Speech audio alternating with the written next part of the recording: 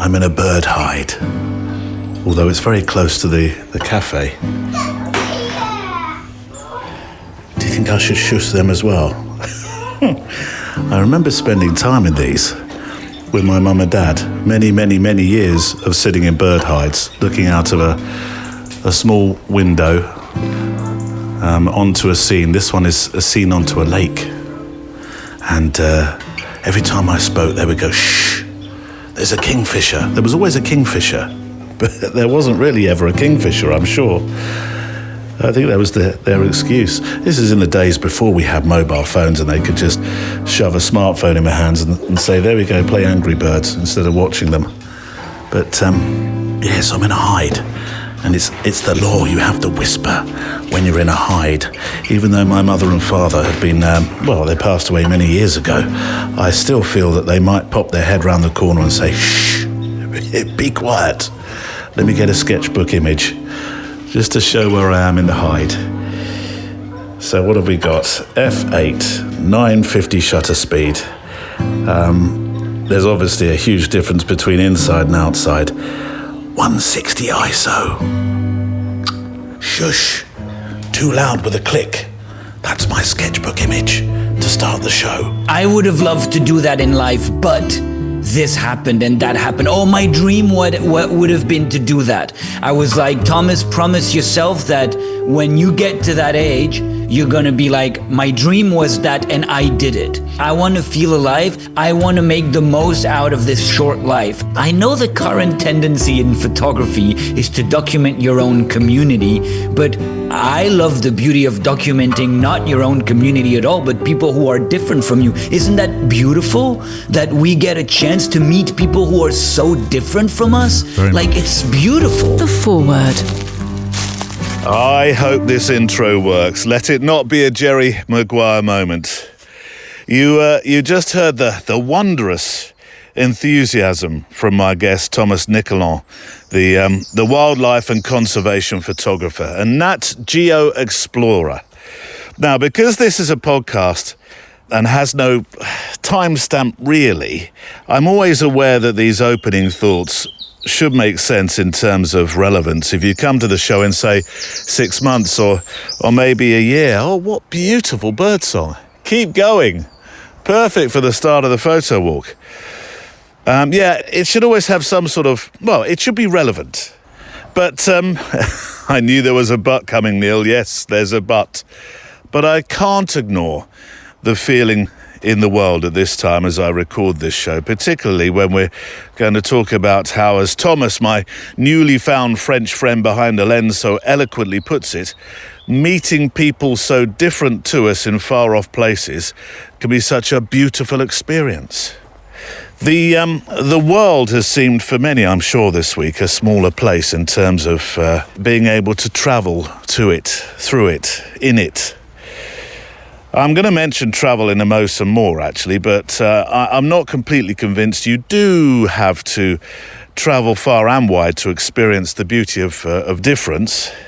It's perhaps easier, yes, to have your eyes widened at the end of a longer voyage, yes, because your comforts, your normal points of reference, they're simply not there, are they? Language is different, perhaps, too. And that's an exciting thing about travel. But if you park the travel thing just for a moment, let's be honest, you can meet people with different thoughts and outlooks to you on your doorstep. If you're not, for example, of Muslim faith or practice, or don't have faith at all in the traditional form, when was the last time you went to a mosque, a church, a shrine, or a synagogue and asked to visit, to see a place of worship you've only ever walked past and perhaps wonder what goes on within the walls? When was the last time you stepped inside a Polish deli? There's one just down the road, that's why it comes to mind, and asked about something unfamiliar on the shelf just to try and learn about it, perhaps taste it. Now, I could probably come up with 20 or so more examples now, but yeah, so you don't have to travel long distances. But overall, yes, I agree with Thomas and his message. Meeting people so different to us can be such a beautiful and enriching experience. It's the moment you realise that your way isn't the only way. It's the gentle undoing of assumptions you didn't even know you've made.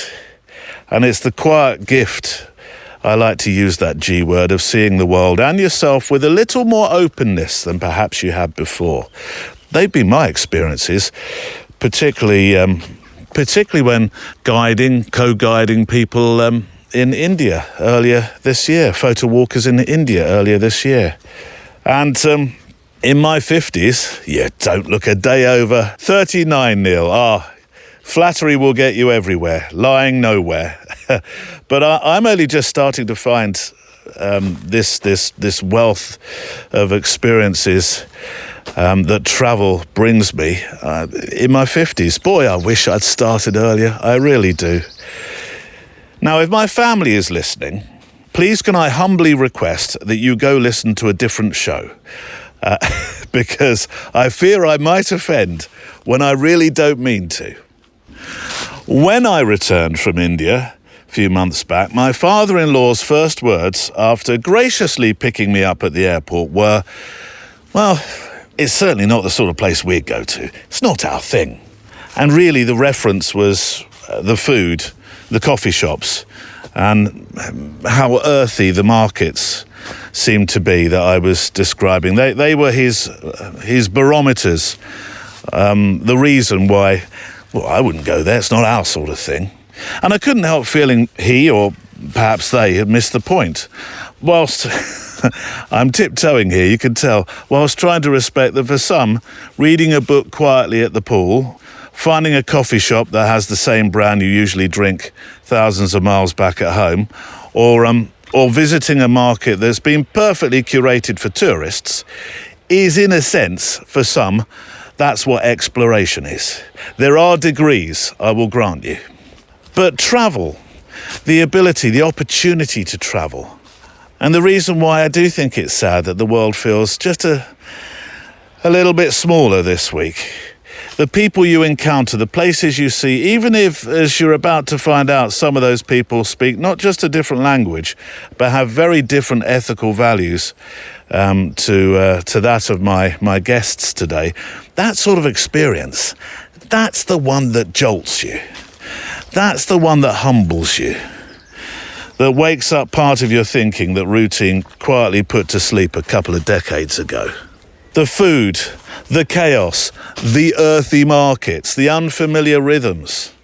They're not hurdles, they're doorways. And once you step through them, if you let yourself, you start to feel something rare.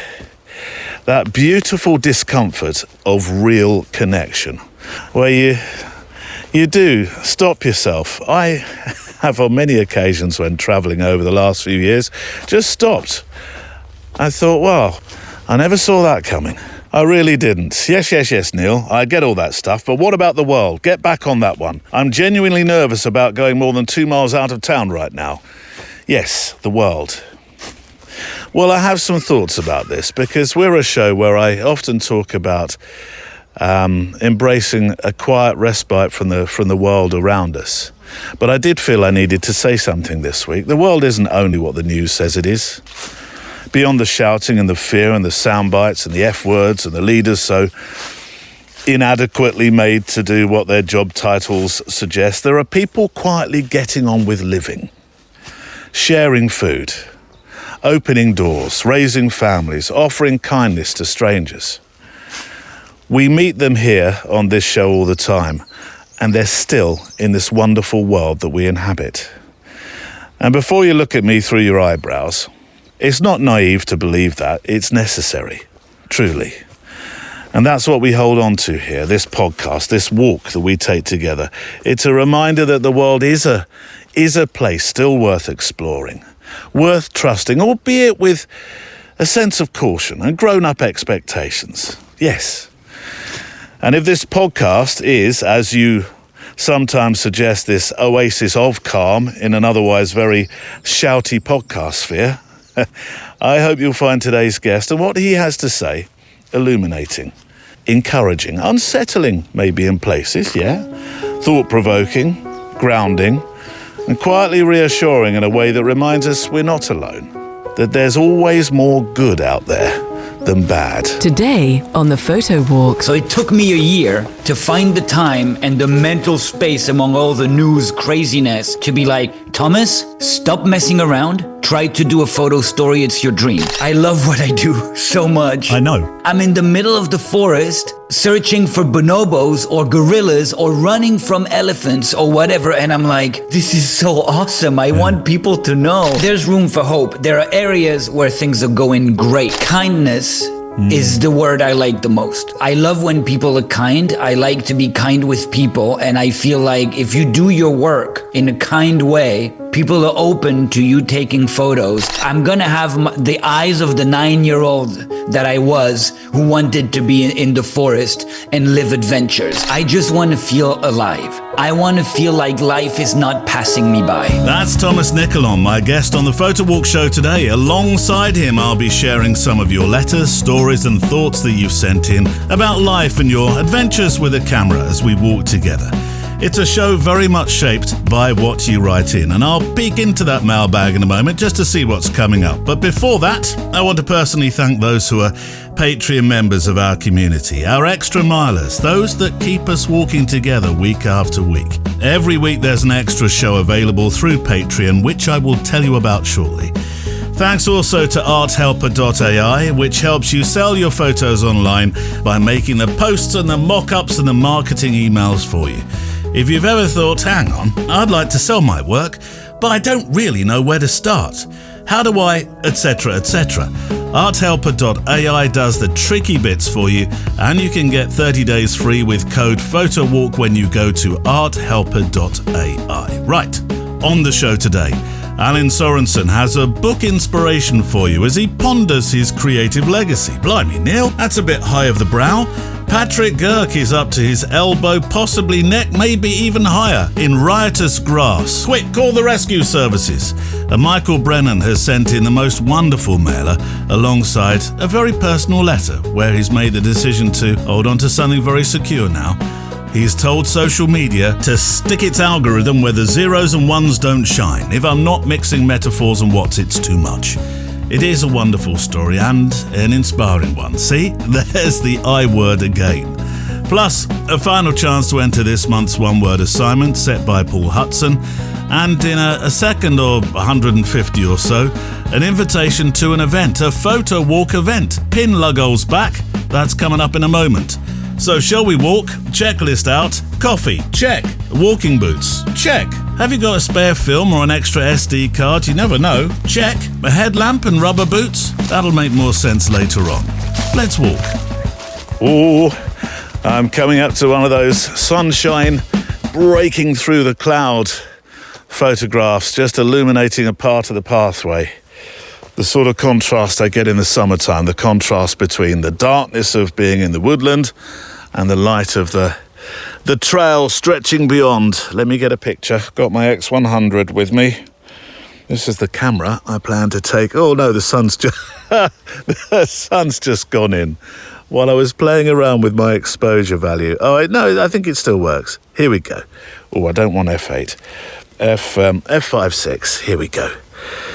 300 shutter speed, 160 ISO.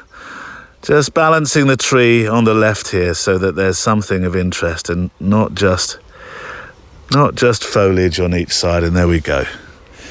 Another sketchbook for the sketchbook, for the scrapbook, for the web page, the show page. There's lots on the show page today. There always is. Great place to go and see pictures from the guests that I talk to, and from the letters that are received on the show. The email address for this show, then, is stories@photowalk.show. Stories@photowalk.show. I think you really enjoy the letters on the show today. We've got some corkers. And they are what give us this unique feel. They're thoughtful and grounded, gently funny sometimes, quietly moving, and they carry some super ideas and honest reflections from people who've lived a bit and seen a bit, and are kind enough to share a piece of that with us. Steady on, Neil. Seems like you're suggesting I'm years old. No, not at all. You don't look a day over, what did I say? 39, yes. While we're talking about walking the path, in a literal sense, I'm setting up an event. An event, Neil? Yes, an event where we will walk together. This is a bit of a work in progress, and I'm really, really sorry, so sorry for those who won't be able to make the journey to where I'm going to suggest this is going to be held. I would love to do this in your neck of the woods as well. I truly would. And maybe one day, as this show hopefully does become my my full-time pursuit, then I will. You tell me where the coffee shop is and we'll meet there. Anyway, the 500th edition, 500, it will be in September. And obviously, I want to do something special for it. So I'm going to do a community photo walk. And it will be somewhere we walk often with the show. You and I together, and the other listener, dragging along the sofa behind sometimes for me. So yeah, a community photo walk. I'm hoping some close friends of the show will come along and do the walk as well. Giles has said yes. And Jason, I'm yet to ask, because as I read these words, I think he's driving back, or he's just returned back from Scotland land, having some wonderful walking times in the glens and by the lochs, and then perhaps Mally, if he gets his jabs. Hasn't been marked in his diary yet, but I will ask. The idea is to walk as a group at a location that's dear to this show. And one of those locations is Greenham Common Air Base, once home to Britain's or one of Britain's nuclear deterrents. Now, thank goodness, beautiful common land with birds and wildlife and ponds and birds and wildlife. Footpaths, yes, woodland, historic features from the Cold War that nature is grasping back, and a bloody good tea shop, if you'll excuse the language. I believe now you can get away with anything. I've seen the leader of the free world drop the F-bomb. I don't think a bloody good tea shop is a problem. Move on. It's a chance to meet up and walk, and I want to spend some time recording your thoughts too, about your work, your photography, how important, how precious the walking is to you as well. We'll make some pictures. We'll talk about the process of what making pictures means to you. I'll record those thoughts. Then we'll go eat a celebratory butty with the number 500 burned into the top or something. A bacon butty if you're inclined that way, or something otherwise veggie-fueled. This is a free event. There is no charge. You buy your own bacon butty, but you have to get yourself to Berkshire in England land and be prepared to walk whatever the weather brings. It's an outdoory day, regardless. The date, Neil, the date. Yes, that's the important bit. Wednesday, 30th of July. Wednesday, 30th of July. If you are travelling from great distance, I will supply you with names of places you can stay. Barney's dog basket is not available because if Mally does come, that's where he sleeps. Of course, it being midweek and in a specific geographic location, that's not necessarily in your neck of the woods, as I pointed out. It's a bit of an in-spinning Yorker. You can look that up. But if you can make it, we'll have a super day. And if you want to come, this is how you can. Write to me at stories@photowalk.show. Stories@photowalk.show. If you can put in the subject box the number 500, that would be great. I'll tell you all about where we're meeting and what we're doing and times and so on. Right, looking forward to that. Hopefully you'll be there. We'll share the walk together. So my guest today, Thomas Nicolon, is someone who spent much of his career in places most of us will only ever read about. Deep in the forests of Central Africa, in remote corners of the Amazon basin, in communities living on the front lines of environmental change. As a National Geographic explorer, a journalist, and conservation photographer, now there's a job title, he's covered wildlife trafficking, which you'll hear about today. He's covered deforestation and the fragile balance between people and their landscapes. And he's seen some of the most beautiful, and I'm going to use this, awe-inspiring moments through his lens. Thomas documents, I think, the one word that really the introduction to the show was about today, coexistence. And here's a first visit to our conversation with him today. Thomas, your interest in wildlife, your interest in conservation, and then translating that to photography and storytelling. I need a bit of help in understanding how it all began, because it doesn't start as a boy photographing nature. It starts in television news, doesn't it? Yeah, absolutely. It starts in television news. And, you know, well, let's be honest. I've had an obsession with wildlife since I was a kid. It's always been a part of my life. When I was a child, I was reading books of explorers and biologists and photographers traveling the world and seeing amazing wildlife. I always knew in the back of my head that I would end up doing this. I always knew. It just took a while to take shape. And sometimes, you know, we all have dreams, but we have to work towards our dreams. It's not like from one day to the other. So I started out as a teacher. I taught for a couple years only. And then I went to school. And then I figured the best way to get closer to my dream of being a photographer might be journalism school. So I went to study journalism. And after having been a teacher abroad in Australia and Bolivia, so I had already started traveling. Yeah. And so I went back to France, studied journalism, and my obsession was to go back abroad. I had enjoyed living abroad so much, and I joined a TV channel, an international TV channel with correspondents all over the world, and I thought that would be a good way to go back abroad somewhere. And when I had the opportunity to be sent to the Congo, which I never thought would present itself in my life, basically what happened, long story short, when I was at that news channel, I was just an intern in Paris, and I used to go see the guy in charge of foreign correspondence every day. And I was like, send me somewhere, send me somewhere, send me somewhere.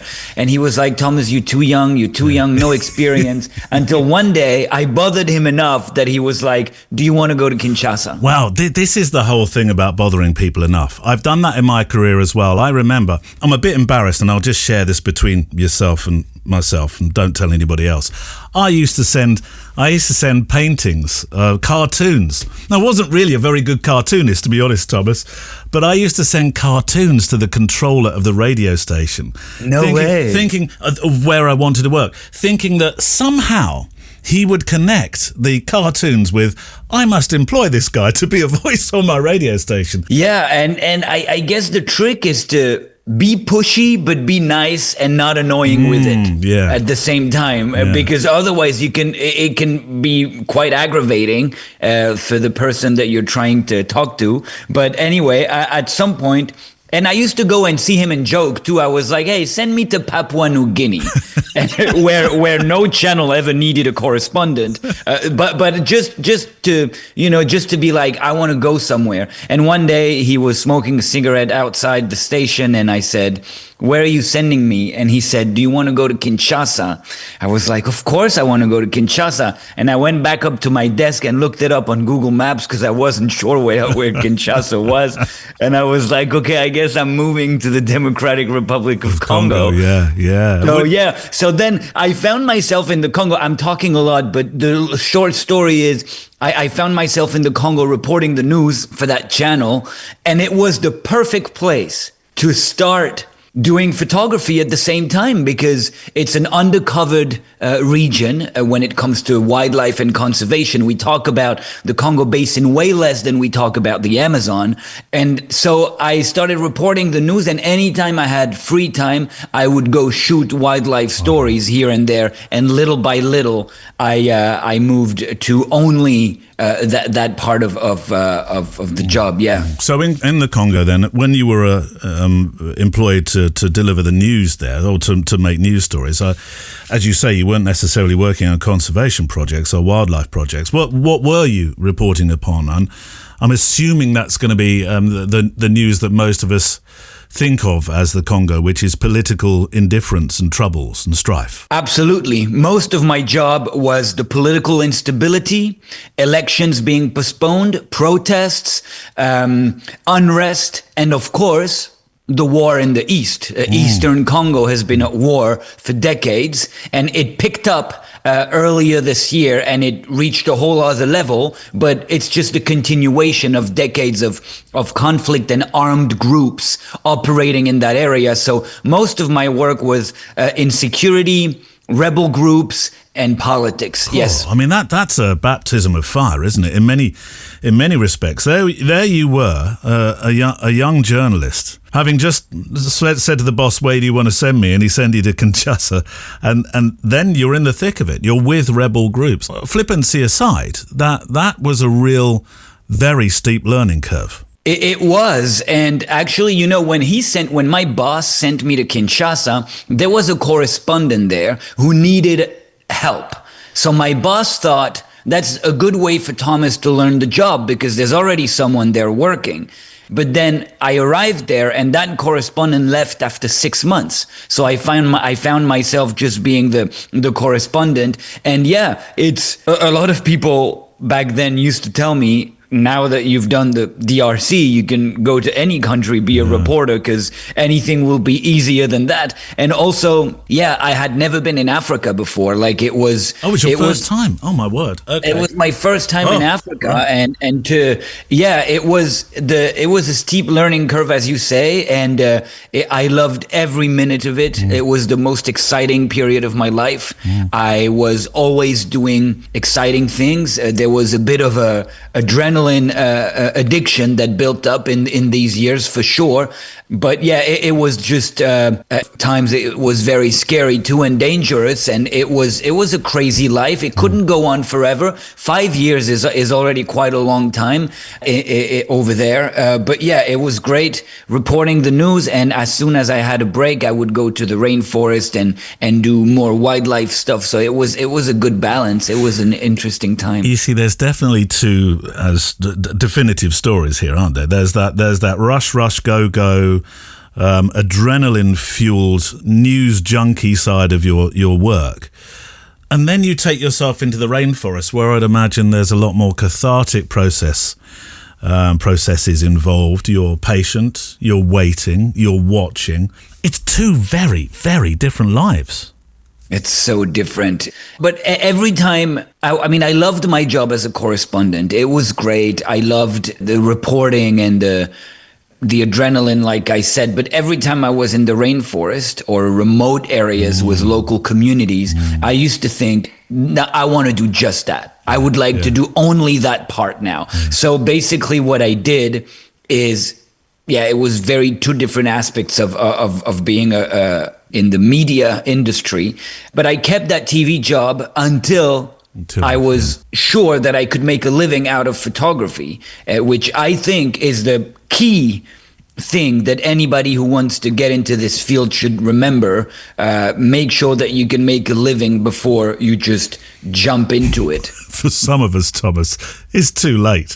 I don't mean that by I want to become a photographer, but I'm in photography and wondering why I don't make enough money. I've got this the wrong way round. I should have come to you.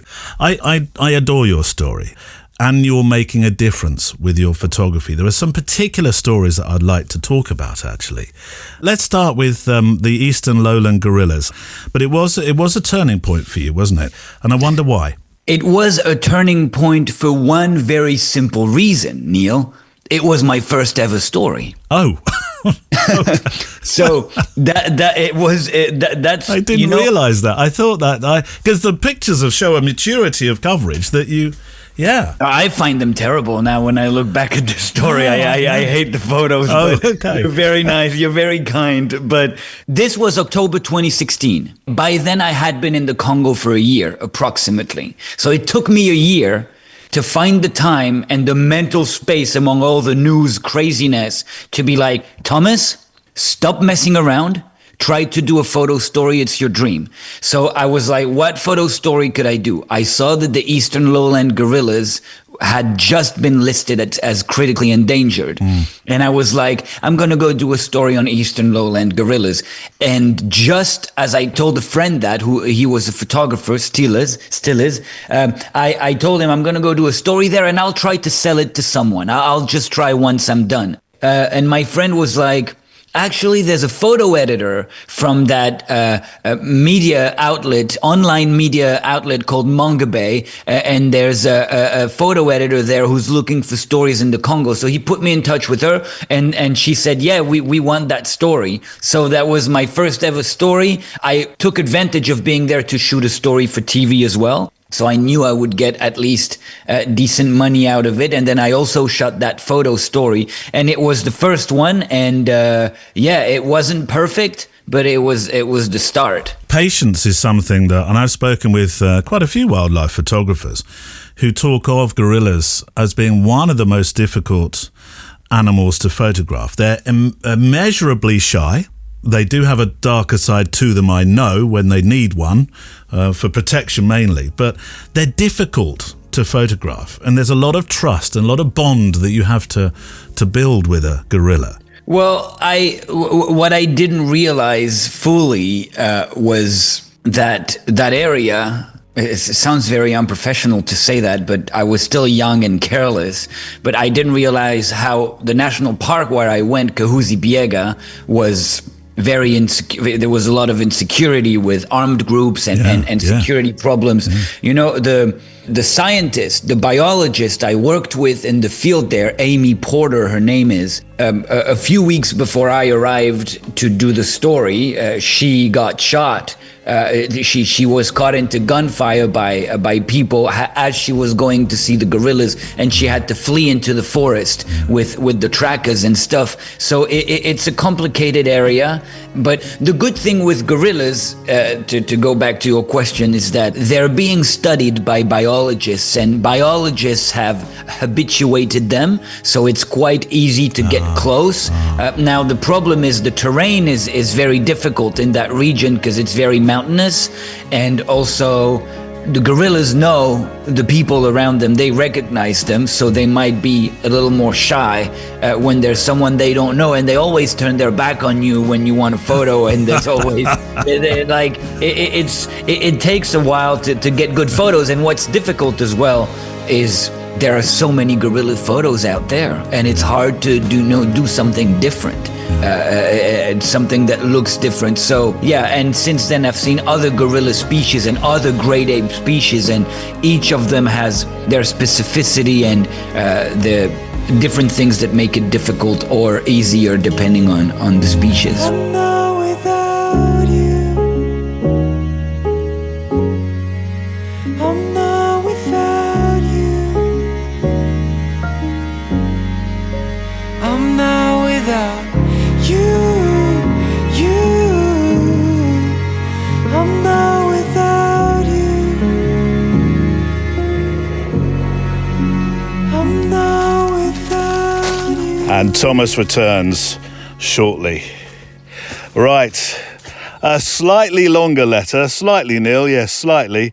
This is from Alan Sorensen. And like last week, I found something I want to highlight that sits alongside this month's assignment, set by our good friend, Paul Hudson. Neil, says Alan, what's that on the floor? Sorry, Alan. Oh, no, it's okay. It's a furry piece of log. I thought it was a dead hedgehog, Alan. That was going to be a tricky link then. Neil, a few thoughts and observations about the show a couple of weeks ago. I always look forward to Sean Tucker and his insights. That sounds like a band, Alan. Sean Tucker and the Insights. I shall put the idea to him. I'd like to play lead triangle. I'm glad you liked our chat, though. I have to say, Alan, that he did not mince his thoughts or words, and we dove, as the YouTubers say, right in with considering our mortality when it comes to anxiety and art. It did seem a heavy way to start, but that's where we were.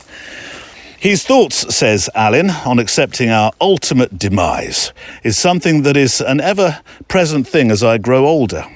I've become more philosophical, and I think about the value of legacy versus what I can contribute now. I'm less worried about how long I will be remembered, and more concerned about what I can still do today to make a difference. I've no illusions that my photos will outlive me, other than those for family and friends. But if I can make the world a little better today, then I can go to sleep without worrying about not waking up tomorrow. Oh, Alan, where are we going with this letter? You You talked about in your next life being a musician. Cool, we've turned left at the traffic lights, Alan. Yes, I did. Well, I can tell you that as in every discipline, there are pros and cons. It's one of the reasons I've moved away from music, actually, into other areas of education and embraced my photography more. Ansel Adams' comments resonated with me when in 1927 he became disillusioned with the politics and posturings of the musical world, especially in San Francisco, referencing the competitive atmosphere, professional jealousy, and artificiality that's ever present, even today. These exist everywhere, especially in the arts, says Alan, but my patience for them has grown thin over the years, which brings me to my latest find. I like the way you're weaving through. I don't like that word anymore. I'm not sure I can use the word weave anymore. It's been sullied, I'm afraid. I don't care what colour tie you wear, but that phrase has been sullied alongside phrases like bubble, because of you know what. Where were we? Oh yes, which brings me to my latest find. Before I go there, Alan, by the way, I do get entirely what you are saying. If I can divert for just a second longer, I think my wish to be a musician is probably very romantic. It's a lot of romanticism of being somebody like Bob Dylan, who I like that he refused to be pigeonholed or classified. And he just played life as he saw it, the music the way he wanted to play it. I wasn't actually a massive Dylan fan. What, Neil? And I know that will surprise and even offend some people. And I'll let you into a secret. I'm not sure we discussed this one before.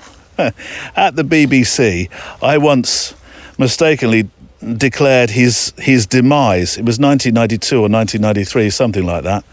I announced that he'd gone to play the great guitar in the sky when he was very much alive at the time, and I think he's probably touring in Japan or somewhere like that. I did get a proper ticking off from my bosses, though I do wear with a certain amount of pride the fact that Piers Morgan laid into me the following day in a national newspaper column. I'm quite proud of that. But I've grown to really like his work. Dylan, not Piers Morgan. I wouldn't say I completely understand it, no.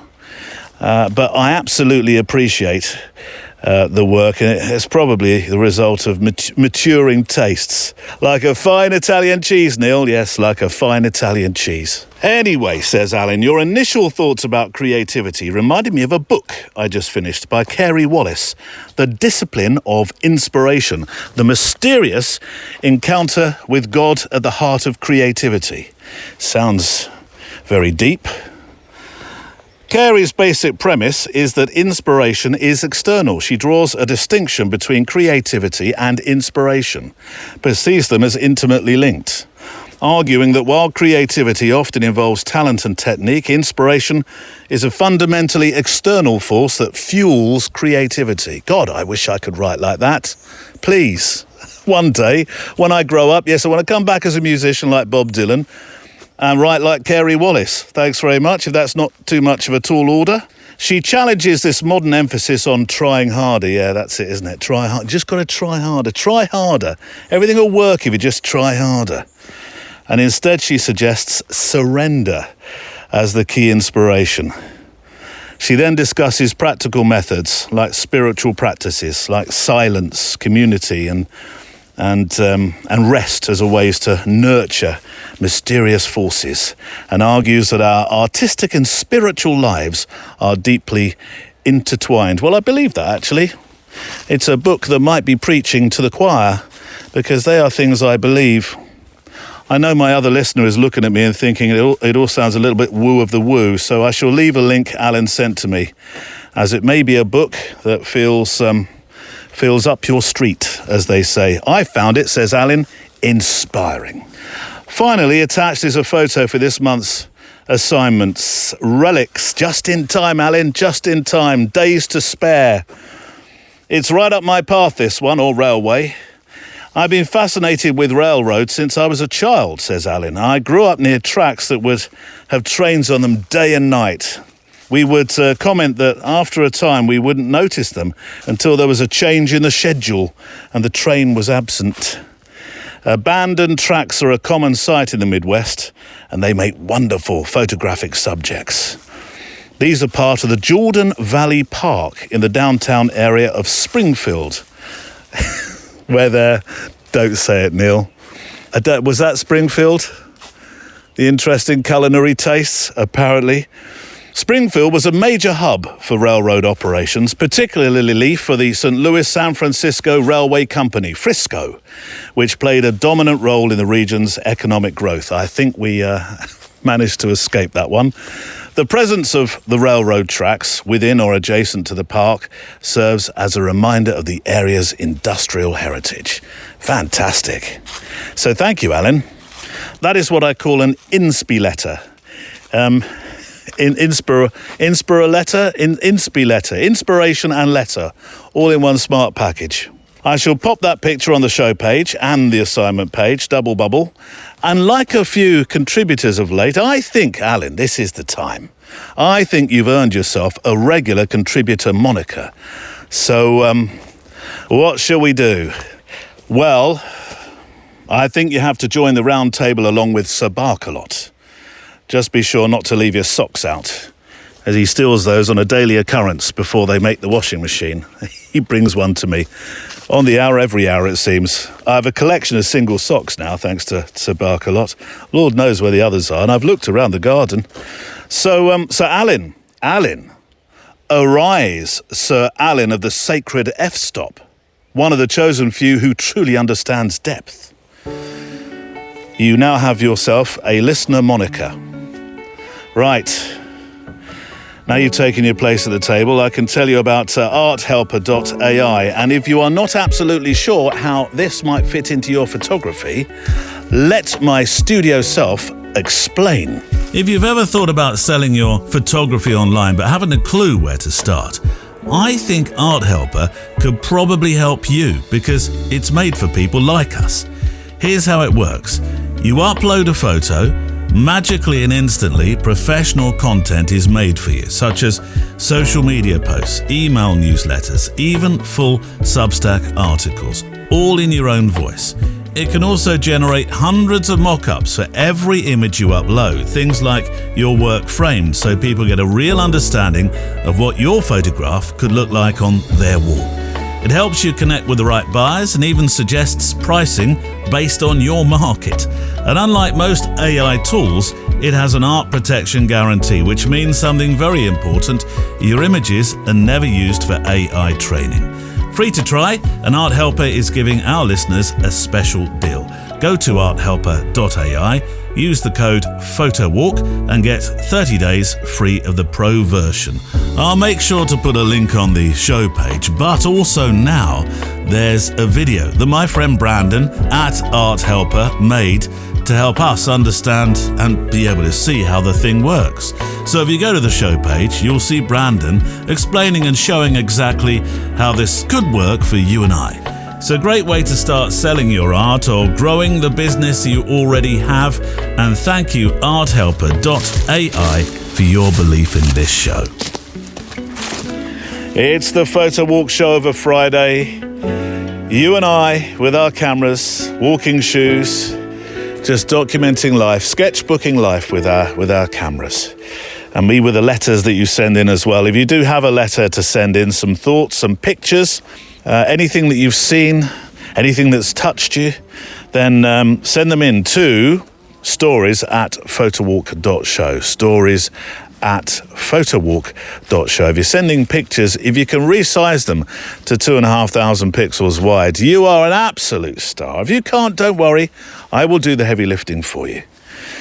Here is a letter from Patrick Girk, first-time writer, I believe, but don't make this the only time you write, because you have a wonderful way, Patrick, with words. Dear Neil, I was recently listening to episode 486, To See and Be Seen, where you mentioned the footpath that you were on being overgrown with grass and weeds. In fact, I'm just coming up to another part of a footpath now that's exactly that. I'm not sure I'm going to get through this. Got my T-shirt on. Not the greatest. Should have something long-sleeved here, I think, if I really wanted to get through this. I'll do my best, Patrick. Yeah, so it spurred me on to share a small project when you were talking about that I began with this spring. Patrick, bear with me as I brush through the bush. Oh no, that's not what I need, Patrick. There's a particularly spiky bit there. How am I going to get through this? Bear with me. Missed me. Good. While out on a photo walk, I came across this riotous patch of grass, its long blades struggling beneath the burden of a recent shower. Oh, Patrick, I like the scene that you're describing here. What is a riotous patch of grass? Oof. Sounds like a grass with attitude. Anyway, Patrick says, I've walked past, over and through more patches of grass and weeds than I could even imagine. But on this morning, this tangle of stalks was utterly captivating. The contours of the blades rendered the invisible visible, their chaos revealing the order of the universe. And so it came to pass that I spent my spring infatuated with sprigs and sprouts and the stories they told. And now, as we begin to dip our toes into summer, and the once lush and verdant grass has begun to wither and fade away, I'd like to share a few of the images that I made this spring. While the interviews are always engaging and entertaining, I feel drawn to your show for those innocuous moments where a small sentence reveals a greater sense of connection through common experience. All the best from Patrick.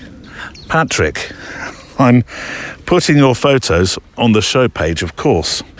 Thank you for these, and thank you for your kind, very thoughtful words. I love this project, this idea that you, instead of just pushing your way through the grasses, as I've been starting to do over the last couple of weeks, they've become your photographic study, and particularly in black and white. I know, looking at your Instagram, I saw some of the maybe the early workings of the project in colour, but the black and white really works. It certainly reshapes the project, doesn't it? It being shown in black and white. There's a real delicacy to those pictures as well in black and white that I don't know I saw when they were the colour versions, or the colour version of one particular picture anyway. Bravo, sir, I say, bravo, in a Lionel Jeffries way. So I'll put links up to Patrick's Instagram and his glass profile. I was having a scooch at your glass profile, and I do like the profile bio, so much so I'm using it as a PPS today, if you don't mind. Pithy and perfect it was, so it's a PPS.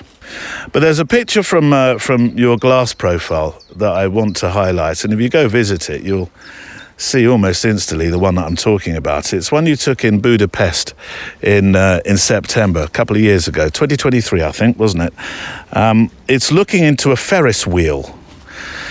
In black and white, it's looking into a Ferris wheel, and it's not necessarily the angle as you look up that you might have thought you'd have composed or post-produced it as. It's on its side, as it were.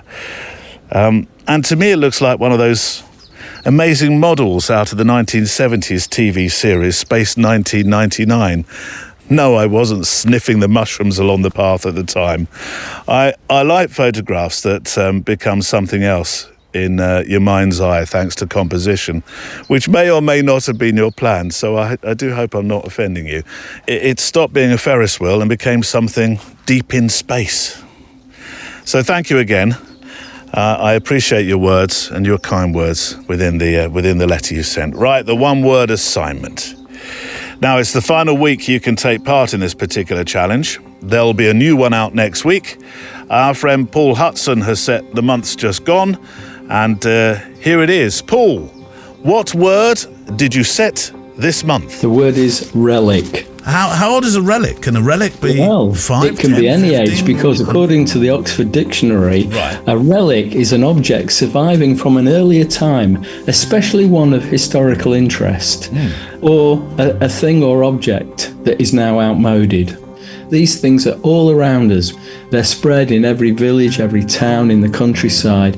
So go out and try and look, use one's eyes to see through all the modern paraphernalia and clutter and find a true relic and photograph it in an interesting way. There must be relics everywhere. Yeah. They sometimes take some seeking out. They're buried in undergrowth, they're hidden away behind buildings, but there's so many around, and many with a fantastic history.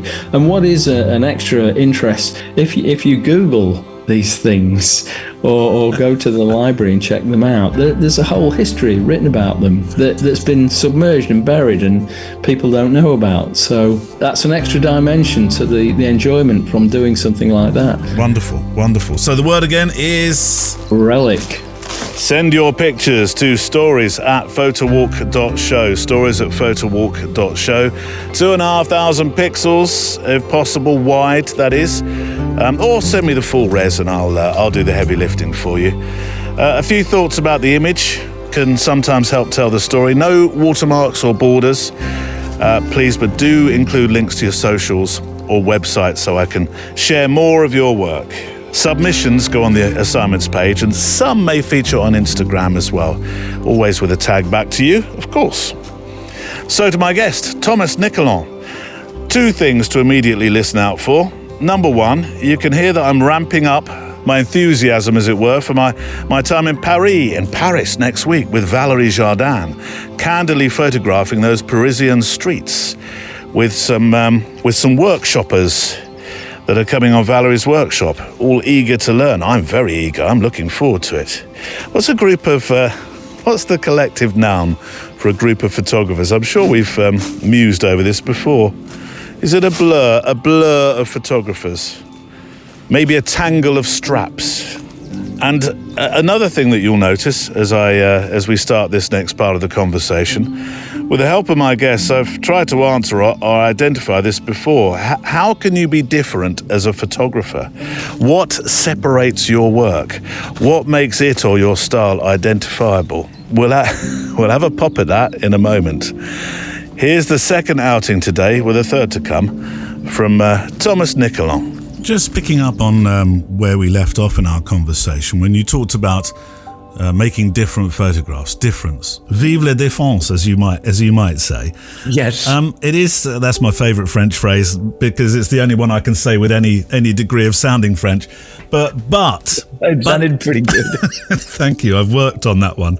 I think the being different. I mean, how can you be different is a question that we often talk about on this show. And when it comes to wildlife photography and landscape photography as well, how do you go out to be different? How do you head out on your paths to take a different kind of picture? What is a different kind of picture anyway? Yeah, I know. I don't really have the answer.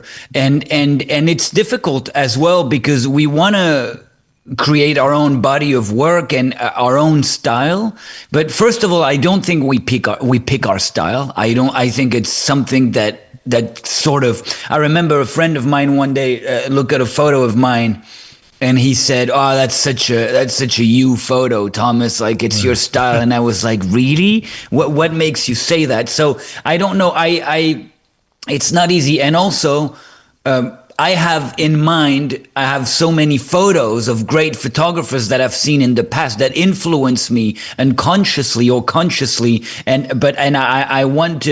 I want my photos to sort of remind viewers of these great photographers, but without being too close. I want also my style to be there. So I'm talking a lot, but I'm not answering your question. No, because I think you're finding it as hard as every other photographer I've asked that question of. I'm looking for the Holy Grail. I'm looking for the silver bullet answer. And in 5 years, I'm not sure I've got there yet with this one. But that's such a good question. Okay, this is a start. It's just a start. All right, we'll put a line in the sand here. And this is the starting point.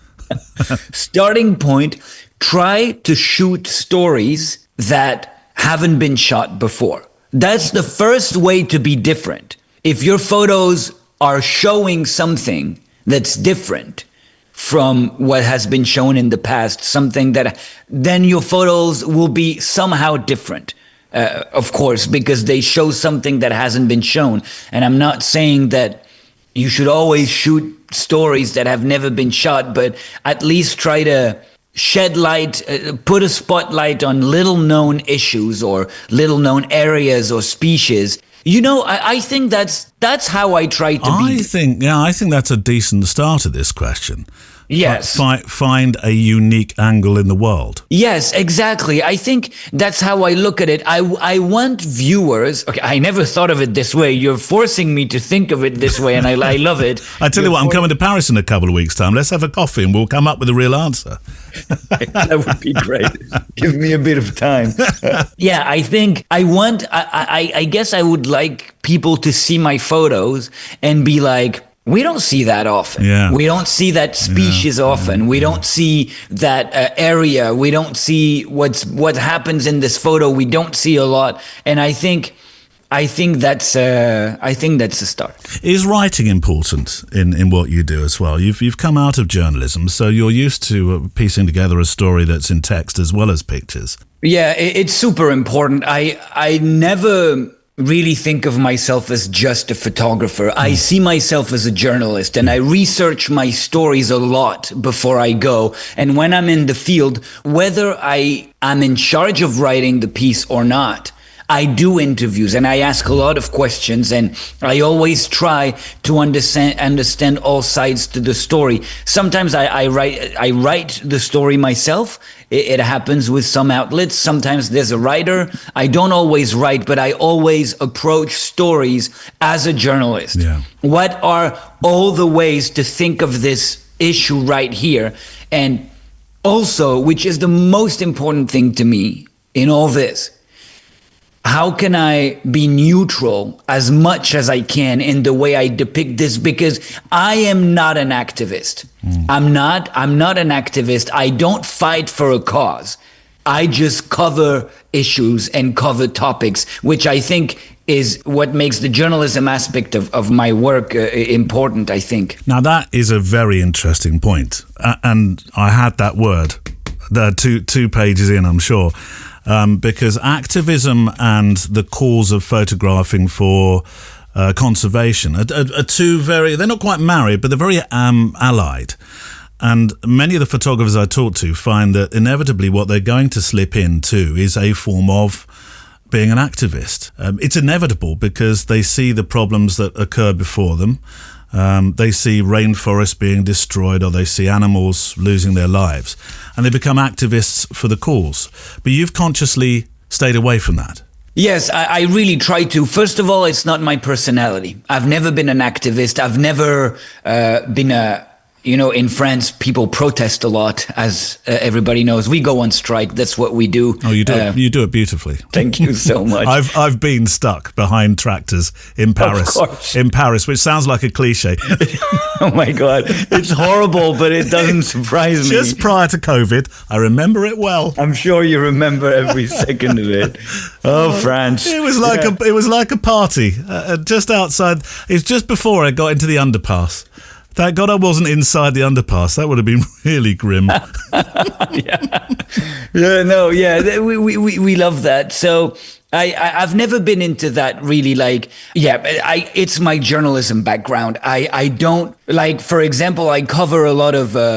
I did a lot of work around bushmeat in the Congo, and I spent a lot of time in the forest with hunters who kill animals, who cook them on the spot or sell them on the market. And I'm not here to say that it's bad. I'm just explaining what the issue is and how it works, and why for a lot of people it's the only way to make a living, and how hunting wasn't a problem before the 80s because people were just hunting to eat. Anyway, all to say, yes, I try to stay in my place. I'm a journalist. I want people to look at the stories and be like, okay, what Thomas is telling us is that there's an issue there.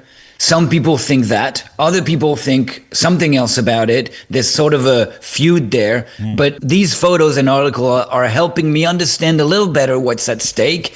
Because what I don't like is when I see a post by a photographer or a journalist who's clearly biased, it makes me not trust them. Why would I trust you to show me something, to bring something to me, if I know that you clearly take sides? That's what I try to not do that. Well, Reuters was certainly very impressed. I believe you won a Reuters award for that bushmeat hunters piece, didn't you?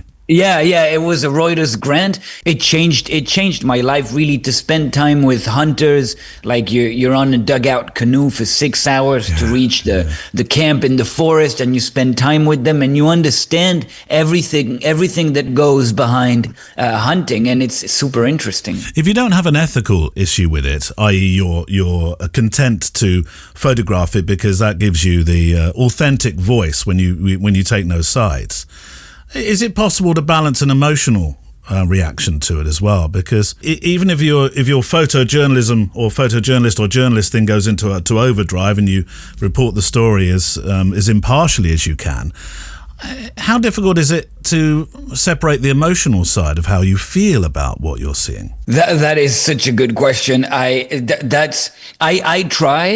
I try to keep how I feel to myself.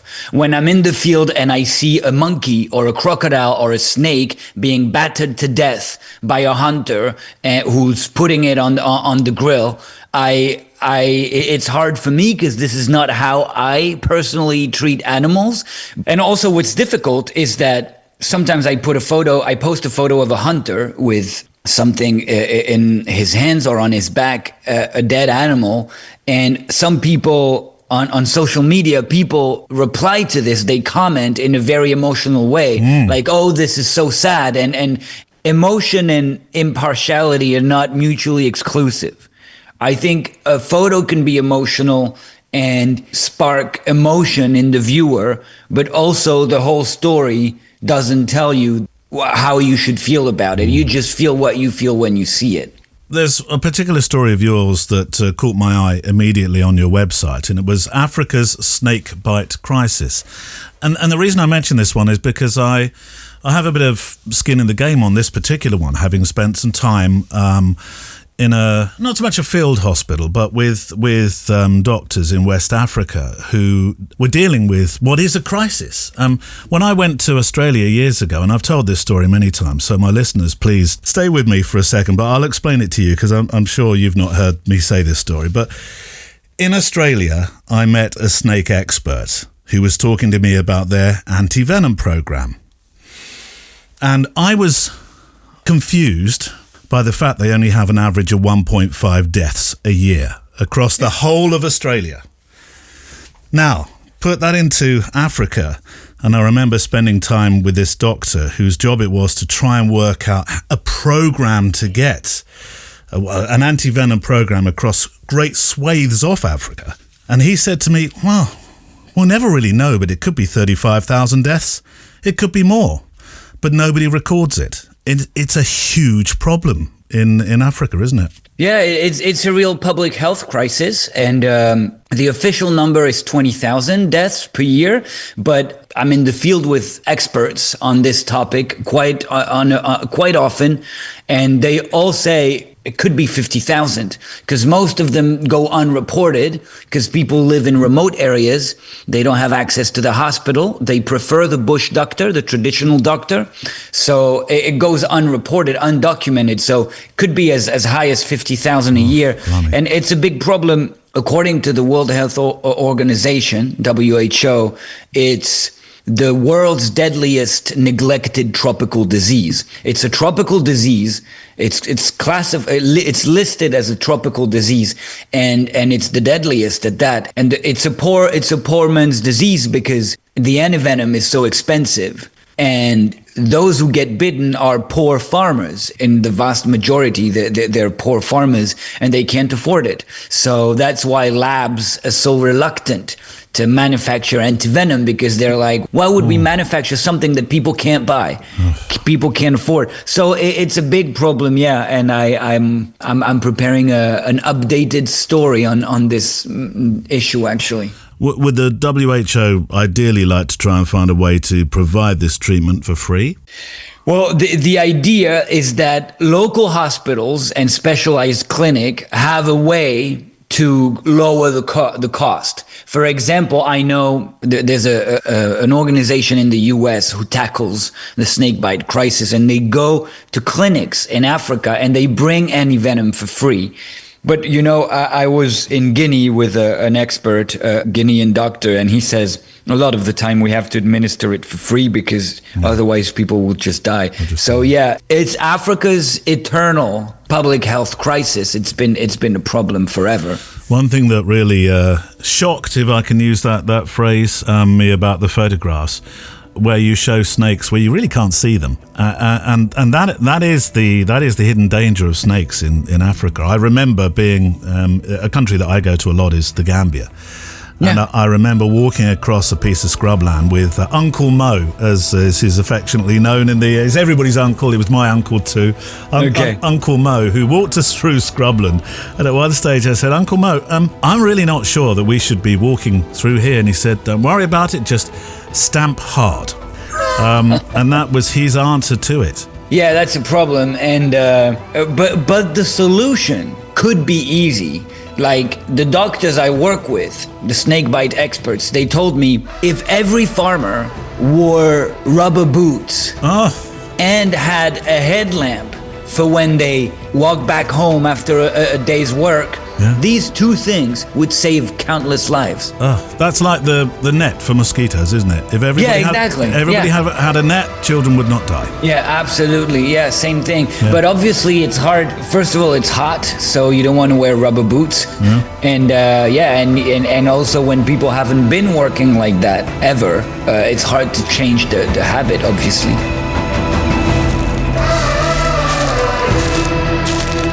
And we'll rejoin Thomas Nicolon shortly. This next letter for me is utter analog heaven. A letter, a physical letter. Yes, here we go. It came flooding in from America land, so it did, from Michael Brennan, who looks after the show's Spotify playlist, which is on the show page, i.e. the songs that we use on the show, the playout songs, which I was deeply thankful for. So thank you, Michael. It's been a minute since I wrote to you about my dad and how we miss his miracles all around us. We still do. I made the decision to step away from social media for a year, maybe more. Hence, this is why you are getting a handwritten note via snail mail from the other side of the Atlantic, Detroit to be precise. Being a consistent listener to the Photo Walk, I'm not so sure Sabakalot gets his just dues. He seems to be the important thread making his way through the episodes, and while it sounds like he's often in a bit of trouble for having his snifter take him off track, I assume you mean... Oh, I see what you mean, when he just goes faring off to find things in the undergrowth. I thought you meant his treats for a moment. But yes, Barnes is a star companion, I'm sure, for you and to the millions, oh, why not imagine, of listeners. Oh, Michael, how I wish that was true. I know we're not supposed to wish for millions and all that sort of stuff, but I'm pleased you're there, Michael. That's the main thing. Having to put down my best companion dog ever. Oh, Gracie last year. I smile each and every time I hear Sabakalot stirring up a little mischief. So Barnes, thank you for being a consistent bright spot in every episode you're allowed to be a part of. Neil, in the envelope, I've included a copy of a mailer I started at the beginning of the year. With an abundance of turmoil, home and abroad, I wanted to move from my circle of concerns to focus on my circle of influence instead. That is to say, who I can influence. Hence, I signed off posting on social, letting any followers and my friends know that each month, for 1 year, I would send out an actual photo along with a reflection via snail mail. There were 40 people who said they'd be happy to receive.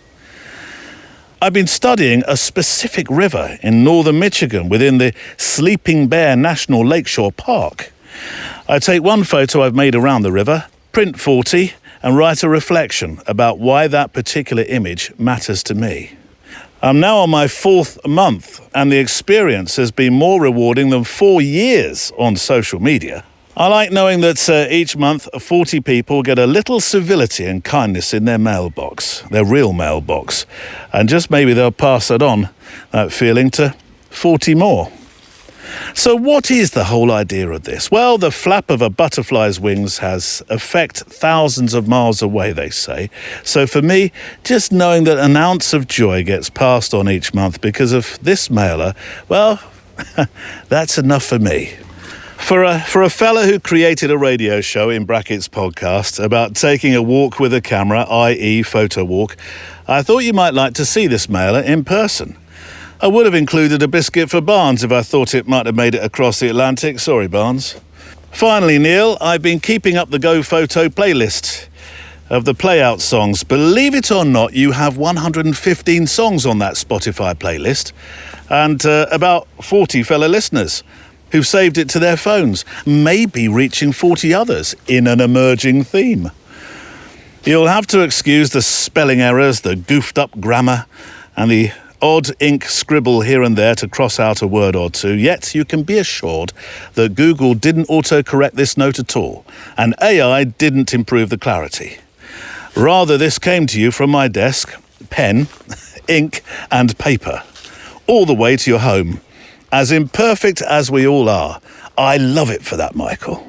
Keep walking, Neil, and stay close to stories that move your soul. What a lovely expression. Be well from Michael Brennan. P.S. A final thought. Shouldn't you think about putting something extra into the checklist alongside the boots and film? What about dog treats? Just sticking up for Barnes. Hey, steady on, Michael. He'll be commanding a fee next per bark. You know how sometimes you think, I don't need to add anything after this. It's perfect as it is. Well, this is one of those moments, but equally, you know me. I need to say something. This mailer, Michael, is wondrous. It genuinely moved me. It really did. From the design through to the actual picture mounted with those little sticky photo mounts inside. That brought back very happy memories of my childhood. It's small things like that, actually, that can make so much difference. And then there was the thoughtful story you composed in the mailer. There were quotes. Actually, I think, note to self, remember to use the quote that's in Michael's mailer at the end of the show today. If that's okay with you, Michael, I hope it is. And I love that you suggest a book that has mattered to you most during the month. That being The Forest and the Sea by Marston Bates. And I was struck by your sign-off on the mailer that simply said, whether this ends up on your fridge, in a drawer, in the trash bin, or somebody else's mailbox, let it travel where it's meant to go. Well, I can tell you, it's going nowhere near a trash bin, that's for sure. Part of me nearly shared it, or is considering sharing it, because you say pass things on with my bestie, one of my besties. How many besties do you have, Neil? Not many. My good friend Giles, in the pass it on ethos of your idea. But if you don't mind, I'm not going to do that. I'm going to prize it and keep it and let Giles see it for sure. But I'd rather like to keep this, if I may. These are the letters, these are the pictures that make this work worth every single, I don't know why I'm thinking of this, every single conversation I have with the accountant when he says, your cottage business, Neil, of podcasting, it's not going to pay the rent, I'm telling you. You need to move on. I'm paraphrasing slightly. This is the kind of letter that makes me intensely proud that we've only just begun, Neil. Yes. Cue the song. Beautiful song by Richard and Karen. And this is exactly the sort of letter that underlines that the most important gift we can give anybody, anywhere as an act of humanity, is kindness. And with that, I will close. I'll give Barnes a big hug when I'm back home and make sure he comes back barking extra loud next week. And try to remember to put the dog treats on the checklist. And in case you're thinking, why didn't you save my letter, Neil, until next week when the furball is trotting alongside you and you could read it to him? But there is method here, Michael. It's my way this week, and I genuinely mean this, of carrying him along with me, of including him in the show, more than just the cursory, he's staying somewhere else this week, or he's at his girlfriend's or something like that. So yeah. Whew, what a wonderful letter. Really. Absolutely. Oh, I love it. Thank you so much for that. If you don't mind, I'm going to suggest for those who like to travel now that you come with me to India, turning left at the traffic lights. Another place where Barnes isn't allowed to tread for sure, but I know he would not appreciate the wondrous, bonkers, hilarious tuk-tuk rides half as much as me. As Raghu Ray said, the legendary Indian magnum photographer of India, in India, life doesn't present itself in still moments. It flows, it collides, it confronts you. Be alert, but also be available. Another one of those, please. Voiceover Neil. Okay, try this from a legend we often talk about, a certain Mr. Don McCullin. India is full of colours, but also full of humanity. You must go beyond the obvious. The real India lies behind the curtain, not in front of it. And you know what? I think that's what I found in India earlier this year. I see it now in the pictures I made, and I'm needing to return. My trip there, for me personally, was a reminder that life still pulses out there beyond the scroll. And I want to see it, taste it, hear it, document it. So come walk with us through Kolkata and Varanasi, two of India's most vivid, story-rich cities, on a photography adventure that's not about ticking boxes, but about seeing.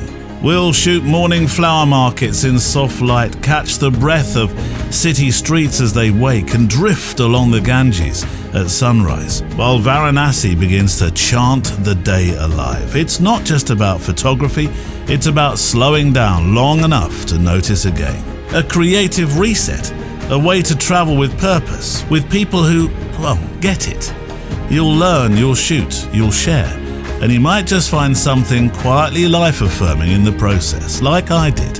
Go to photowalk.show and hit the India 26 button in the menu at the top, which will take you to our travel company, The Journey Beyond. India 26 on photowalk.show in the menu at the top. We've kept the group small, the days thoughtful, and the doors very much open. So yes, come make those pictures with us. The kind that say more than words. There's been a definite travel feel to today's show. Scotland, by the way, on the first week, still has one itty bitty space left. Well, it's a normal size space, but it's waiting for you. If you don't come, I'm having your special Scottish suppers. Just saying, because the food is good. Never mind all the walking and the photography, the comradeship, and the things that we learn, and the time spent in the darkroom having a lot of fun. The suppers. The suppers. Go to photowalk.show and see Scotland 25 and India 26 and Mongolia 26. Right, the final part of my chat with Thomas Nicholon now. Though he does return in the extra mile today, we start this final bit with a question of survival. And though he's a wildlife conservation photographer, the survival I'm referring to is that of our own as photographers. How did collaborations with WWF, UNHCR, how have they shaped your development as a storyteller? Well, nowadays, it's really hard to survive as a photographer if you only do media. That's the reality. Media outlets have less and less budget. It's very rare nowadays to find a media outlet that's going to send you somewhere for 3 weeks to do a story in the middle of nowhere. It's rarer and rarer. So organizations, NGOs, they do have budget. And I think it's important to also have that part of that kind of collaboration. And it's also nice because it's a different way of working. It's a different way of approaching photography and videography. It's obviously more communications. But I think it's essential, and I know that there's a debate among photographers whether we should be doing this. Some photographers say, I don't want to do communications, but nowadays most freelance photographers do a bit of that, and it allows us to do different things, which is good. On a brighter note, the pinnacle of most people's career and desires, I think, when working in wildlife, is to become something associated with a National Geographic. I think you knew I was going there. You're a National Geographic explorer. Yes. I don't think it comes much better than that, because I suppose you're at your start of your relationship with them in many ways, because it just goes on and on and up and up and up. That must be very rewarding. It is. I'm not going to lie. It's. I feel very fortunate, and I sometimes have to pinch myself because it's amazing. It's photography wise, I think it's the most prestigious outlet out there. I think it's the best photography around.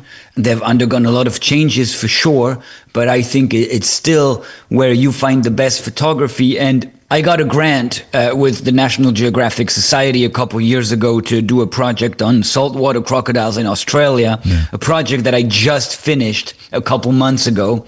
And the budget that I had through the Nat Geo grant is a level of funding that you cannot find anywhere else. Yes. So when you're in the field working with that kind of budget, it is literally the dream as a photographer. Literally, you can stay for a long time in the field, which is the key. We all want to stay in the field for a long time. The longer we stay, the better the work is going to be. So yeah, it's National Geographic is definitely something very important to me. And I try to be worthy of Nat Geo, which is not always easy. I put a lot of pressure on myself. But yeah, it's just insane to be in the presence of amazing photographers there. You spent 2 years in Peru documenting wildlife trafficking. What was that like? I mean, we've talked about hunting, but trafficking is the next. I don't know if it's the next level. It's just another level. Yeah, absolutely. It was very interesting. Because it was right after the Congo, and I wanted to compare what I had seen in the Congo with the Amazon basin. And so, yeah, I was based in Peru, but I traveled in Ecuador a lot for that. And it's quite frightening, to be honest, to see how I'm not sure sometimes that people realize how wild animals are being hunted or caught, captured, trafficked, and a lot of money. It's a lot of money. It's really a big problem. Many countries suffer from what we call the empty forest syndrome, which is you have a beautiful forest, but you don't have any wildlife anymore. And that's more in Central Africa than in the Amazon. But in the Amazon, the traffic, you have iconic species like macaws and jaguars and a lot of reptiles as well that are hunted and trafficked and end up in Europe or Asia. And yeah, it's quite frightening. It is incredible to think, isn't it, that you could have these huge expansive areas with just plants. Yeah, it happens. It happens. And people say it. Locals say it. They say, here we used to have monkeys all over the place, and we used to have that many macaws and all that. And nowadays we have to go further and further away in the forest, deep in the forest, to hear monkeys again, to hear the birds like we used to. And yeah, it's really sad. I wonder how the imbalance works there, because obviously nobody's hunting for wild and strange insects. You get an entire imbalance, don't you, in the ecology system of an area once the animals are gone, but other critters are left. Yeah, absolutely. And that's the big problem, is that humans' activities everywhere in tropical rainforests around the world, we mess up the whole balance of the ecosystem. And as we know, we remove one thing and everything is messed up. And we can see that because every single species plays a part in the balance of the ecosystem and even insects. So it's quite sad, but I'm trying to be optimistic about all this. Are you optimistic? I often ask this of those who photograph wildlife. It's normally one of my last questions. It's not necessarily now, but I often say, do you have hope? Is there hope? I think there is. I mean, for example, I watched the latest series by Attenborough, David Attenborough. Yeah. How is that? Oh. Is it magnificent? As always, anything associated with David Attenborough could read the phone book, and I would listen to him. But this series is quite incredible, because whilst it paints, it's under the sea, and whilst it paints this terrible and sad, just desperate situation of those drag. What are they called? They crawl. Is it drag trawling, where you drag the seabed and everything is destroyed. It looks like the surface of the moon. I mean, it's disgusting and sad in equal measure. But then nature has a way of fighting back, and Attenborough does point out that it's coming back in great swathes and really quite successfully if we leave it alone. Yeah, absolutely. I think that's great to see it that way. There is always room for hope. In the Congo, in some areas, forest elephants are almost gone. Oh. But if you go to other areas where they're well protected, you find them all over the place. And that tells you just with good protection, everything looks much, much better. And in Australia, they almost brought saltwater crocodiles to extinction back in the 70s. Now they're back, and they're back to pre-settlers level. And one expert there was telling me, Thomas, we could never get rid of them. Yeah. Never. They're just so resistant to everything. And I love that. I love that and they were here way before us, and they're going to be here way after humans are gone from this planet. And I like to think of it this way. Sometimes I think that the whole chaos that we see on Earth right now sometimes benefits a little bit because the wildlife, because they're left alone. But yeah, I think there's room for hope. There are areas where things are going great, where animals are back, where they used to be missing. And I'm trying to focus on that. It's not so recent, but YouTube, the YouTube channel is a real behind the scenes look at what you do. What inspired you to start doing it? I'm glad you bring this up. It started for one reason. I love what I do so much. I know.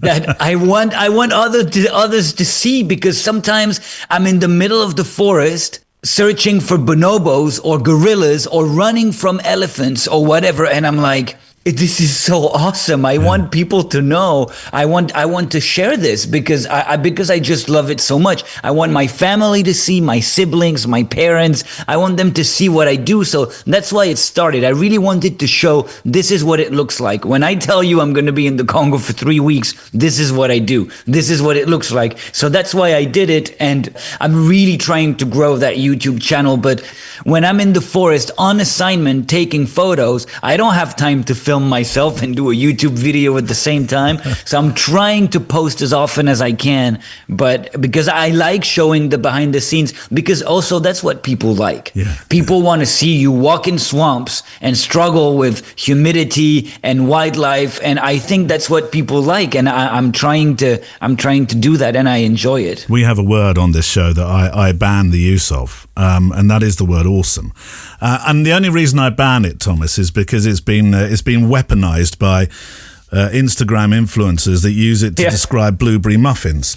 But you use it in correct context when you talk about being charged by an elephant. Yeah. What are those moments like? Because you have had some patchy moments, haven't you? Yes. The forest elephant is my favorite animal on the planet, first of all. It's very little known. Not a lot of people know that there are elephants in the middle of the rainforest. People know about savanna elephants in East Africa. They don't know that in the thick tropical rainforest, there's another species of elephants. And they're amazing. And when I see them in the rainforest, when I cross paths with them, it's so terrifying. Size-wise, it's the closest thing we have to dinosaurs. Like when you see that massive thing coming out of the vegetation, it just reminds me of a dinosaur image, like something huge walking through the vegetation. And they're very dangerous in Central Africa. They charge, they attack people because they're very, very scared of humans. And every time we cross paths with an elephant, it's always a very tense moment. So what are the rules of engagement? If you cross by or close to an elephant, what do you do? In a nutshell, you run for your life. Oh, right. That's the main thing. Now, if the elephant is at a reasonable distance and maybe it hasn't seen you, then you stay silent and you take another route. You kind of go around the elephant through the forest, but you always do what the trackers tell you to do. In the Congo, the trackers know what to do. And also, the trackers tell you when there's an elephant because they know how to see the forest, how to hear it, and how to smell it, like we're unable to. So the trackers let us know when an elephant is around. Most of the time, if we bump into an elephant, we just run. We just run and don't ask questions. But sometimes, if the elephant is far enough and it hasn't seen us, we go around. So how do you document them then, if you're trying to avoid them in essence?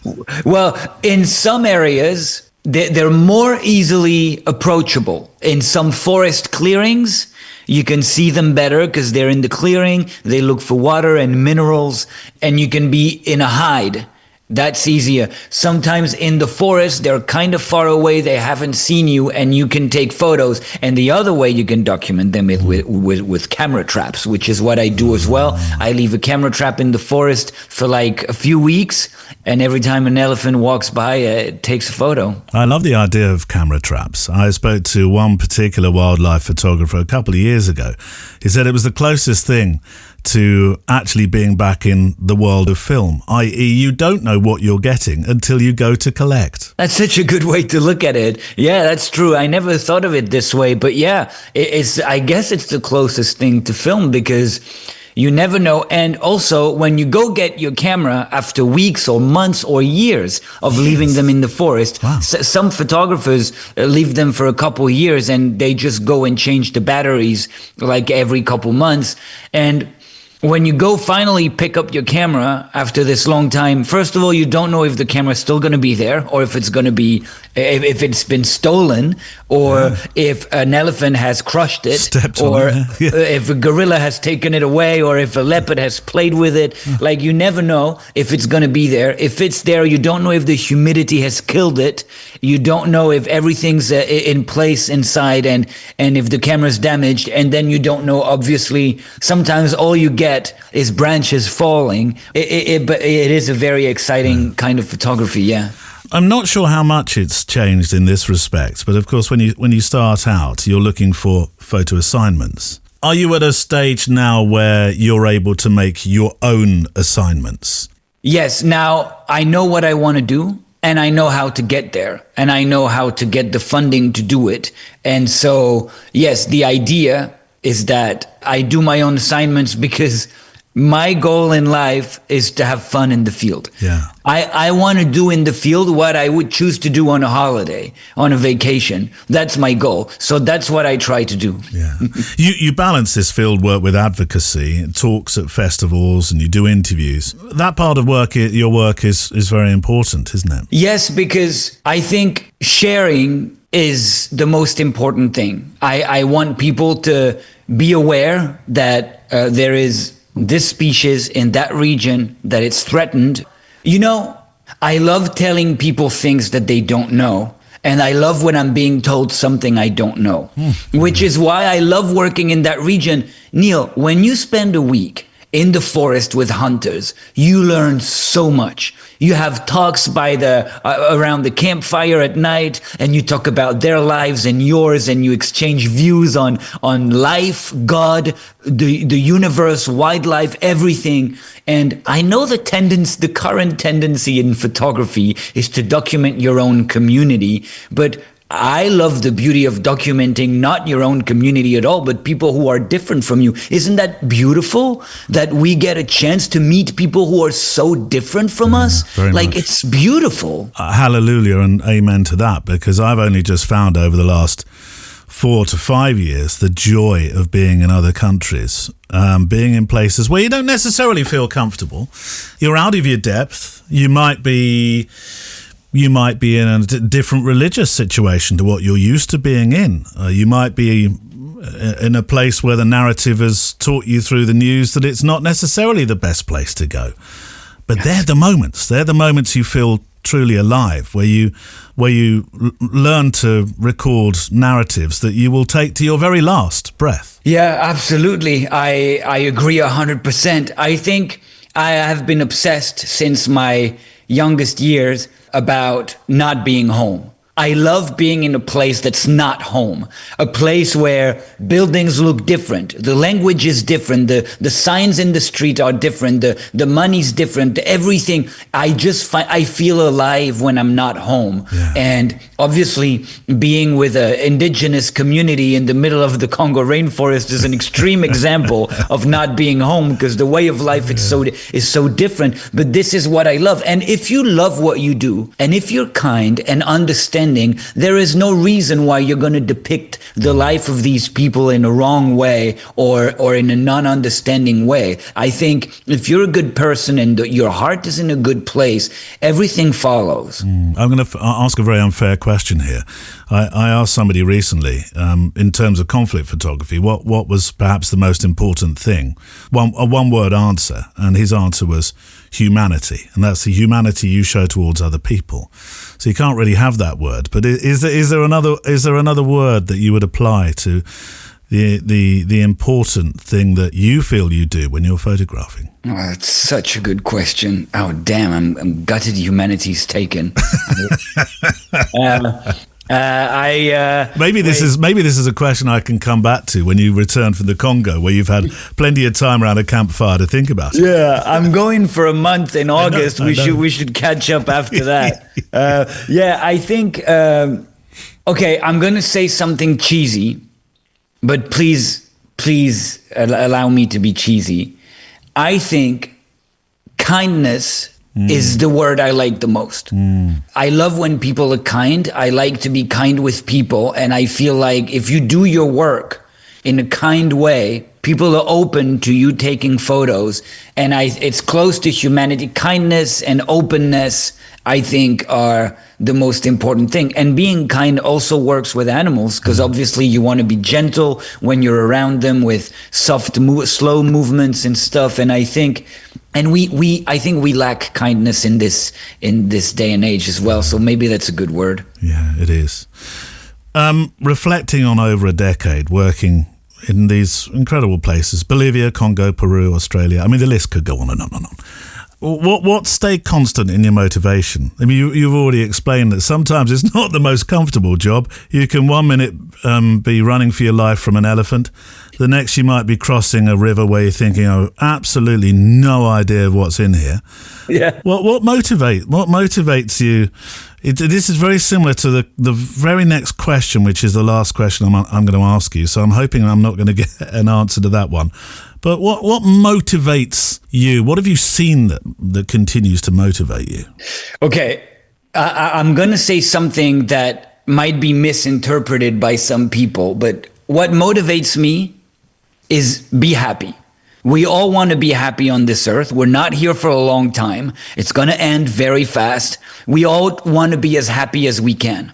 What I do, what motivates me is be happy, is do assignments and trips where I'm going to feel happy, when I'm going to have the eyes of the 9-year-old that I was, who wanted to be in the forest and live adventures. So that's what I'm looking for. I want to be happy. I want to have fun. Like I said before, I want to go on assignments that are things I would do on a vacation. And I think that the rest follows. If you're happy, then you're kind with people around you, then your work matters, then the work is going to speak to, is going to be like, people are going to like seeing your work, people in other countries, because they can see that it's I think kindness transpires, and I think if you have fun and you love what you do, it shows.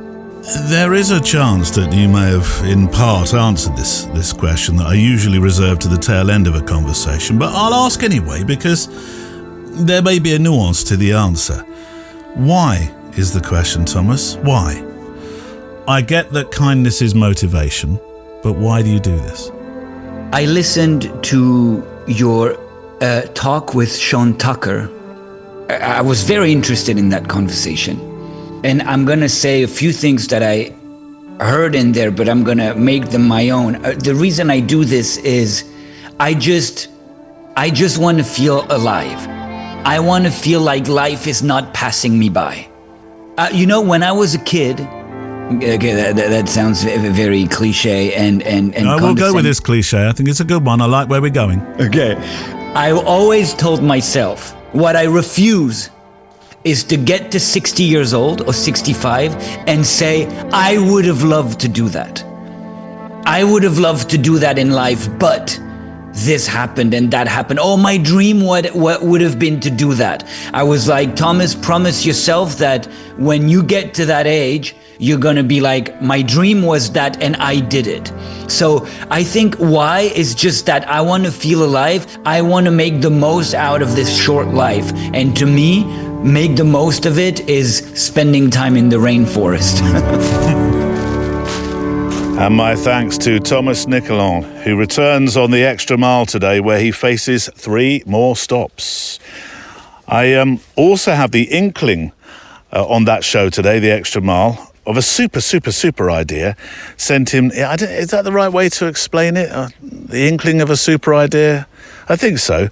Sent in by our friend Mally of Treeland, who I now know will be with us on the 30th of July for our 500th recording, because between noting down my invite to you earlier in the show and reading this to you now, he said yes, he will be with us on the walk, which I'm really pleased about. I know you know what the Extra Mile is, but for those new round these parts, and there's a few, one, you're very welcome. Thank you for joining us on the Photo Walk show. And 2, the Extra Mile is an extra show each week. So there's this show, and then there's an extra one. Yes, just over there. A private show for those who support the show.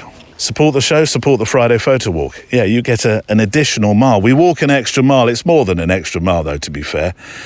I should have called it an extra 2 or 3 or 4 or 5 miles sometimes, because when I say it's an extra show, it's not a mere few minutes, but a proper, fully produced show. Not quite as long as this one, no.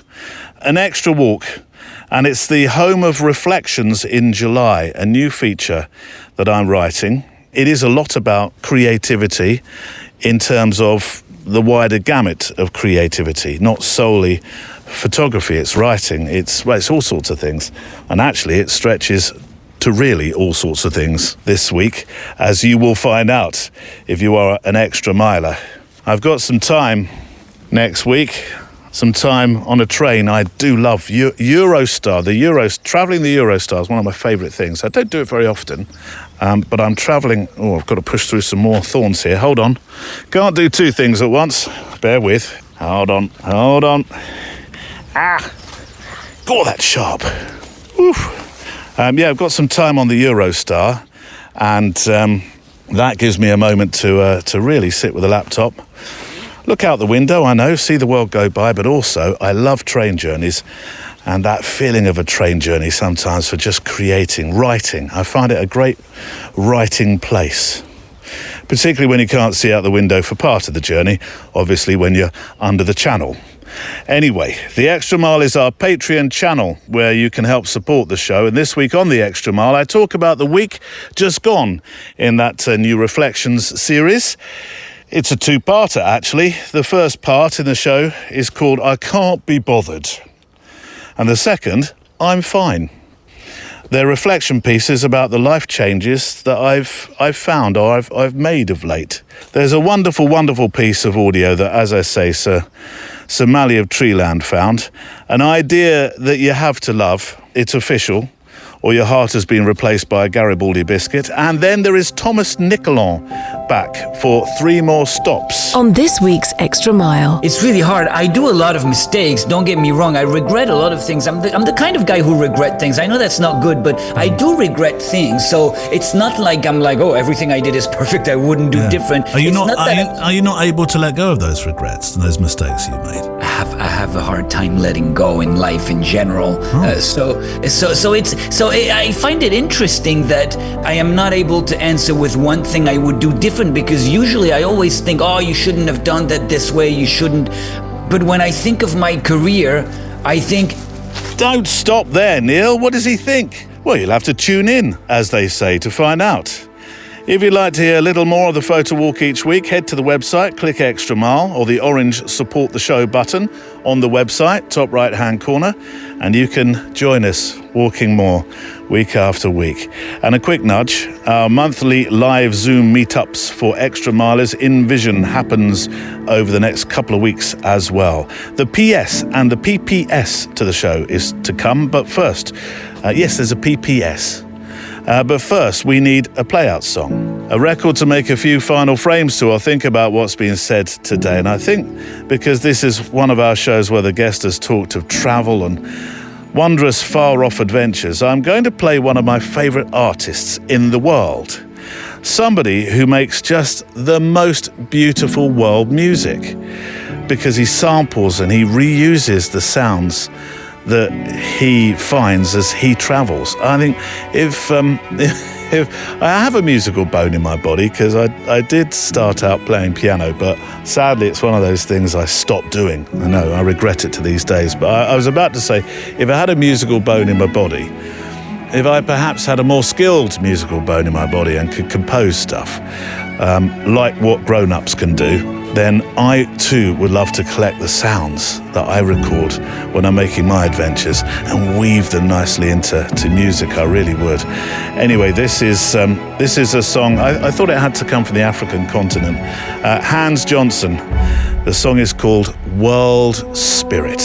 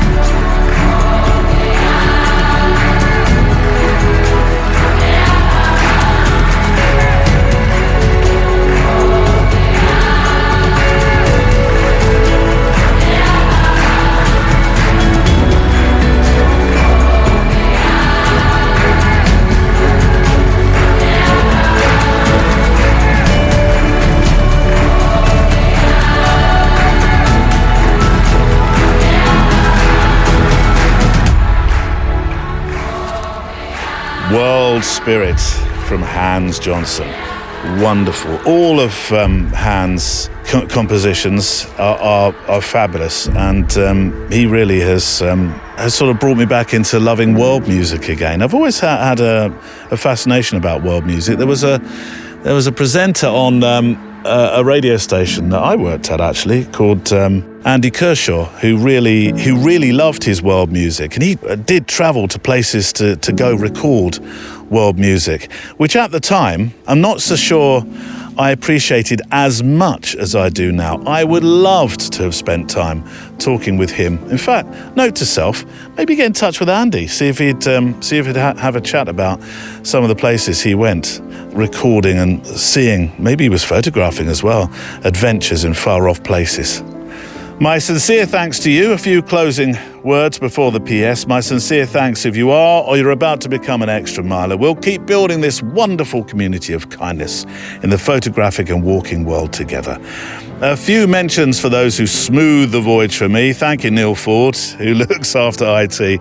He does so much more than that. In fact, I think he's, Neil, you're going to be helping me with a few more creative projects.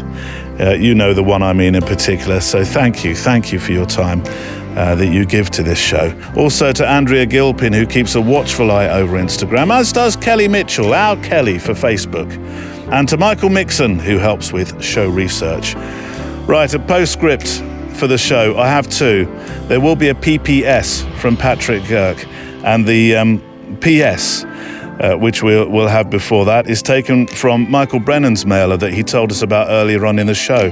This wonderful work that he's doing, where he sends out a mailer in the post to 40 photographers stroke friends every single month. The quote on the front is from on the front of that mailer is from Linda Hogan, the Chickasaw poet. For reference, Linda is an acclaimed Chickasaw poet, a novelist, an essayist, a playwright, a teacher, an environmental activist, widely recognized for weaving indigenous perspectives with a powerful spiritual connection to the natural world. The Chickasaw are a Native American people originally from the southeastern United States, particularly what is now Mississippi and Alabama and Tennessee. So the quote, as our PS from Linda, with I think a strong resonance to the show today being the natural world. There is a way that nature speaks, that land speaks. Most of the time, we're simply not patient enough, quiet enough to pay attention to the story. And I did have a PPS, or I do have a PPS, this one from Patrick, from his Insta and Glass profile bio. And I think this sums it up in terms of patience as well. A pithy one compared to what you heard from Linda, but all the same, Patrick says, there's no rush. Everything is on time. What's there to hold in the light of this moon? My mind keeps searching, but my heart decides. Thoughts can be cruel, they're not mine to hold. The space unravels when you let go. The Photo Walk is a Loading Zone production.